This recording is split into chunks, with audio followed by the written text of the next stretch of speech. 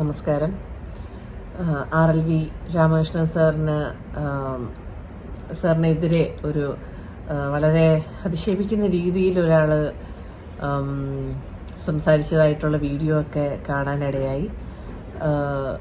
ഈ സമയത്ത് രാമകൃഷ്ണൻ സാറിനെ കുറിച്ച് എനിക്കുണ്ടായ ഒരു നല്ല അനുഭവം എനിക്ക് ഷെയർ ചെയ്യണമെന്ന് തോന്നി.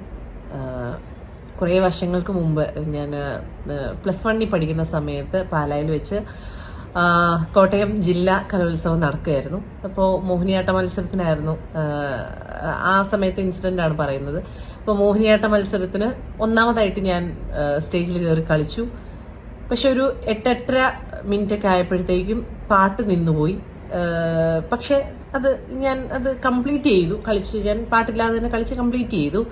പക്ഷെ എന്തെങ്കിലും ടെക്നിക്കൽ എററോ അല്ലെങ്കിൽ അങ്ങനത്തെ എന്തെങ്കിലും ഘട്ടം താഴെ വീഴുകയോ അല്ലെങ്കിൽ പാട്ട് നിന്ന് പോവുകയോ അങ്ങനത്തെ എന്തെങ്കിലും ഇഷ്യൂസ് കാരണമാണ് പ്രകടനം നിർത്തേണ്ടതെങ്കിൽ അല്ലെങ്കിൽ പ്രശ്നം വന്നതെങ്കിൽ ആ കുട്ടിക്ക് വീണ്ടും ഒരു ചാൻസ് കൊടുക്കണം എന്നുള്ളൊരു കാര്യമുണ്ടല്ലോ, അങ്ങനെ ഒരു നിയമമുണ്ട്. അപ്പൊ അങ്ങനെ എന്റെ മമ്മി അത് ചെന്ന് സംസാരിച്ചിട്ട് വീണ്ടും കളിക്കാൻ ഉള്ളൊരു ചാൻസ് കിട്ടി. ഒരു 5-6 പിള്ളേർ കളിച്ച് കഴിയുമ്പോൾ കളിക്കാൻ വേണ്ടിയിട്ട്. അപ്പൊ അതിന്റെ ബാക്കിൽ ഒരു ഗ്രീൻ റൂം ഉണ്ടായിരുന്നു, റെസ്റ്റ് എടുക്കാൻ വേണ്ടിയിട്ട് അവിടെ പോയി. അപ്പൊ അവിടെ വെച്ച് രാമകൃഷ്ണൻ സാറിന്റെ ഒരു സ്റ്റുഡന്റിന്റെ, അതായത് എനിക്ക് ഓപ്പോസിറ്റ് മത്സരിക്കാനുള്ളൊരു കുട്ടിയാണ്. അപ്പം ആ കുട്ടീനെ റെഡി ആക്കിക്കൊണ്ടിരിക്കുകയായിരുന്നു. അപ്പോഴാണ് ഇങ്ങനെ ഞാൻ വന്നിരുന്നത്. അപ്പൊ ഇങ്ങനെ എന്തു പറ്റി, ഇങ്ങനെ പാട്ട് നിന്നുപോയി, ഇപ്പൊ വീണ്ടും കളിക്കണം എന്നൊക്കെ പറഞ്ഞപ്പോഴത്തേക്ക് മോള് റെസ്റ്റ് എടുക്ക് എന്നൊക്കെ പറഞ്ഞിട്ട് വെള്ളം വേണോന്നൊക്കെ ചോദിച്ചു. അവിടെ മറ്റേ കുട്ടിക്ക് രാമകൃഷ്ണ സാറിന്റെ പഠിപ്പിച്ച കുട്ടിക്ക് വേണ്ടി വെച്ചിരുന്ന ഓറഞ്ചൊക്കെ എടുത്ത് എനിക്ക് കഴിക്കാൻ വേണ്ടി തന്നു. വെള്ളമൊക്കെ കുടിച്ച് സമാധാനമായിട്ട്, ടെൻഷനൊന്നും വേണ്ട, റിലാക്സ് ചെയ്ത് സമാധാനമായിട്ട് ടെൻഷനൊന്നും ഇല്ലാതെ പോയി കളിച്ചാൽ മതി എന്നൊക്കെ പറഞ്ഞിട്ട് എനിക്ക് വേണ്ട എല്ലാ സപ്പോർട്ടും തന്ന് അങ്ങനെ എന്റെ ടൈം ആയപ്പോ എന്നെ കളിക്കാൻ വേണ്ടി കയറ്റി വിട്ടു. അങ്ങനെയാണ് ഞാൻ ആദ്യമായിട്ട് രാമകൃഷ്ണൻ സാറിനെ കാണുന്നത്. അപ്പോൾ എനിക്കറിയത്തില്ല, സാറിന്റെ പേര് എപ്പോഴും എനിക്കറിയത്തില്ലായിരുന്നു. അവിടെ ആരോ ഇങ്ങനെ പറഞ്ഞു കലാഭവൻ മണിയുടെ അനിയനാണ് എന്നൊക്കെ പറഞ്ഞപ്പോഴത്തേക്കും ആ രീതിയിലാണ് കലാഭവൻ മണിയുടെ അനിയനെ കണ്ടു. അങ്ങനെ ഒരു മൈൻഡിലാണ്, ആ ഒരു സന്തോഷത്തിലായിരുന്നു നമ്മളുണ്ടായിരുന്നത്.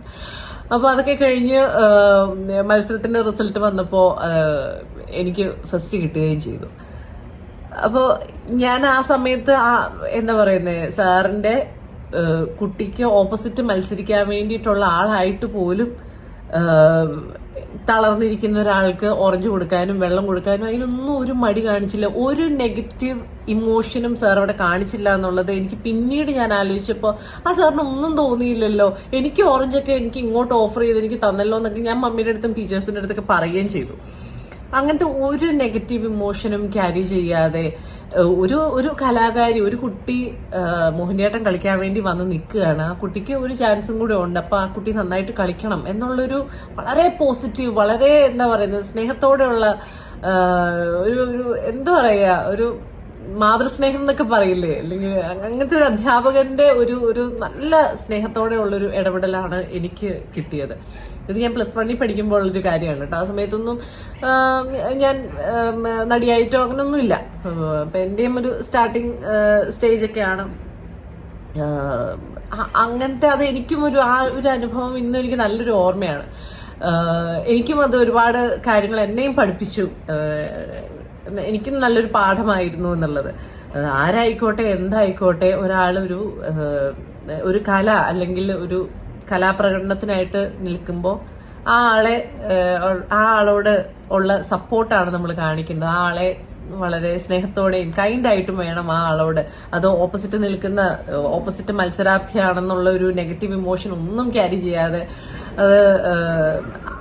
അങ്ങനത്തെ കുറെ നല്ല കാര്യങ്ങളായ ഒരു ഇൻസിഡന്റിലൂടെ എനിക്ക് പഠിക്കാൻ പറ്റി. ഇപ്പോൾ ഈ ഒരു സമയത്ത് അദ്ദേഹം എത്ര നല്ല കലാകാരനാണെന്നുള്ള കാര്യം എല്ലാവർക്കും അറിയാവുന്ന ഒരു കാര്യമാണ്. പക്ഷെ എനിക്ക് പേഴ്സണലി ഉള്ള ഈ ഒരു നല്ല അനുഭവം, അദ്ദേഹം ഉള്ളിലും എത്ര നല്ലൊരു മനുഷ്യനാണ്, ഉള്ളിലും ഒരു കറകളഞ്ഞ ഒരു നല്ല കലാകാരനാണ്, ഒരു നല്ല മനുഷ്യനാണ് എന്ന ഒരു കാര്യം എനിക്ക് ഫീൽ ചെയ്തത് നിങ്ങളായിട്ടും കൂടെ ഷെയർ ചെയ്യണം എന്ന് തോന്നി.